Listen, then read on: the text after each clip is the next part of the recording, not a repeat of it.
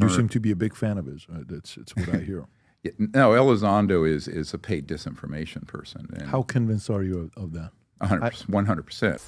UFO researcher Dr. Stephen Greer recently went on the Patrick Bet David podcast, and well, he made some wild claims about former Pentagon official Luis Elizondo. You're going to want to hear this.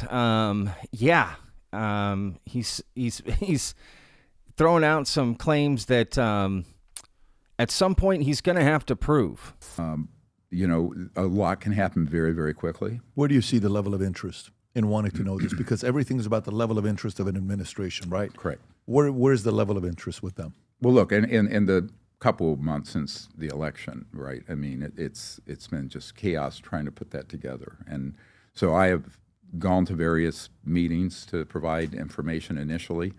And I know others are doing that. Unfortunately, some of the others doing it are known counterintelligence operatives who are providing false information. So I, briefly had a quick chat with Don Jr.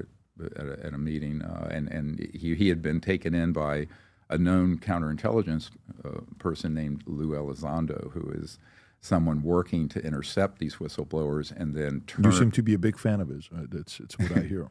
No, Elizondo is a paid disinformation person. And How convinced are you of that? 100%. I have an email from the top guy at the CIA who was there when Ronald Reagan wanted to know about this when he was running for governor, who was a very young postdoc, and he immediately wrote and said this is what he's doing. Now, recently, Mr. Elizondo has started saying more correct information. Initially, he said, all of these objects out here, we don't know what they are or how they fly. Now he's admitting we have the man-made ones. And I'll tell you, the mass majority of the UFOs people see, they're not from outer space. They're not alien. They're ours. But they have dangerously been used in false flag operations and deceptive operations, what the Pentagon calls a deceptive indication and warning, or deceptive INW. The pop culture would be false flag, which means you just set up a decoy, you set up a false operation.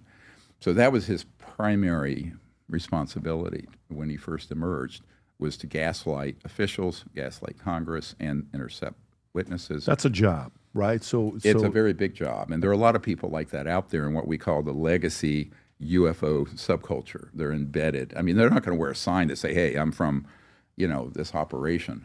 Okay, so a few things there. He's straight up calling Luis Elizondo, again, former Pentagon official, alleged former head of the ATIP program, which was the Advanced Aerospace Threat Identification Program, to study UFOs, right? Part of the 2017 New York Times article. I mean, Luis Elizondo's book, Eminent, he's in all these movies or documentaries, right? Calling him a disinformation agent, which is not the first time he said this, but, he keeps going on bigger and bigger platforms and saying this and is not letting up, right? And now he's starting to say that Luis Elizondo is sort of changing his story, is starting to say correct things, but his initial, right, this is all alleged from Dr. Stephen Greer, right, with zero evidence, by the way. Regardless of what you think of Luis Elizondo, Stephen Greer is providing zero evidence for this, right? Saying that Luis Elizondo was first brought into the UFO community essentially to gaslight it, right? Intercept witnesses, gaslight Congress, the community. I mean, these are pretty strong allegations, right? Against Luis Elizondo, right? And Luis Elizondo has also said some things about Dr. Stephen Greer. I mean, don't get it twisted. They've kind of gone back and forth, right?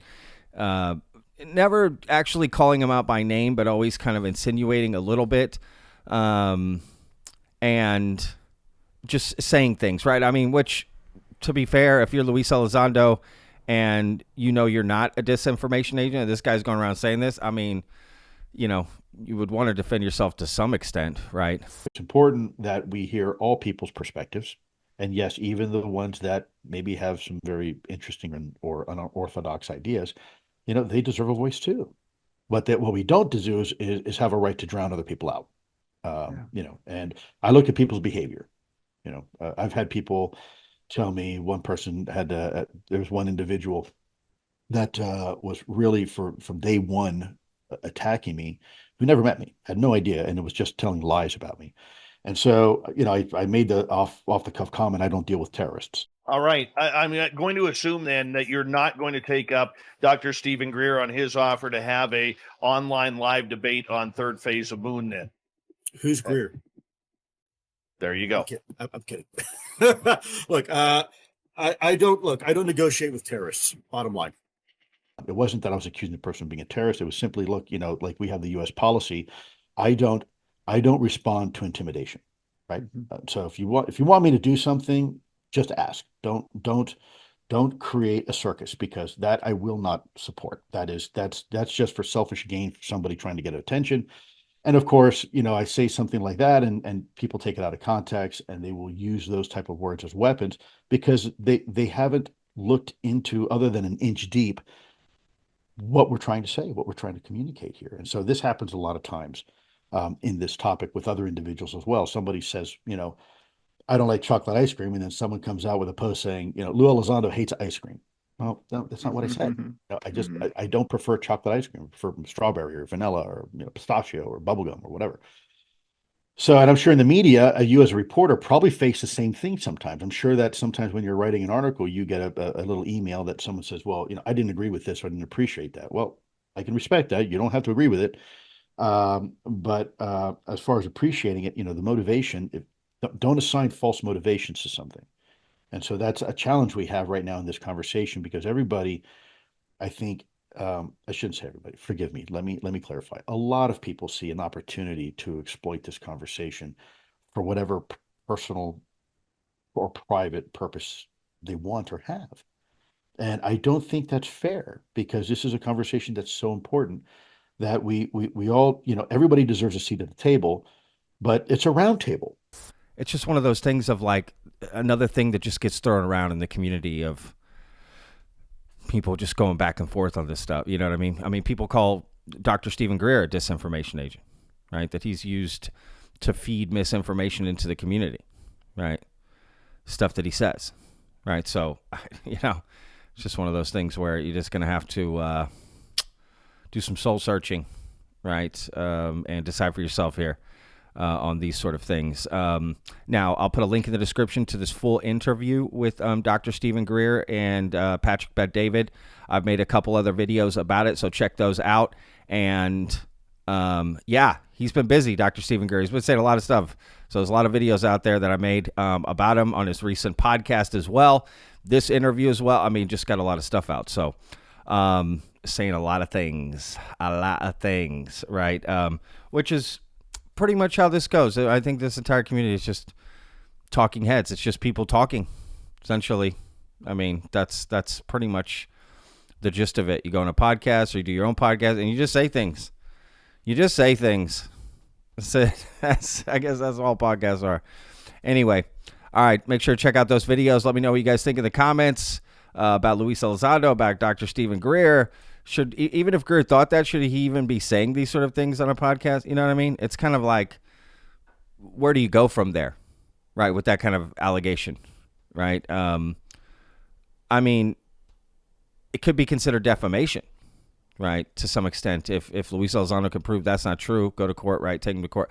I don't know. It's just kind of one of those things. I don't know. And Luis Elizondo is supporting Dr. Stephen Greer's, whistleblower, Jake Barber, or I don't know if he's Dr. Stephen Greer's whistleblower, but he's definitely someone he spoke with, right? So people still communicate, right? You're going to communicate with the same person, but then call each other name. They have mutual friends. It's weird. I don't know. So anyway, let me know what you guys think in the comments. We'll see you guys in the next video. Remember, every day's a gift, y'all. Peace. I live inside my own world of make-believe. Kids screaming in the cradles, profanities. I see the world through ice covered in ink and bleach. Cross out the ones who heard my cries and watched me weep.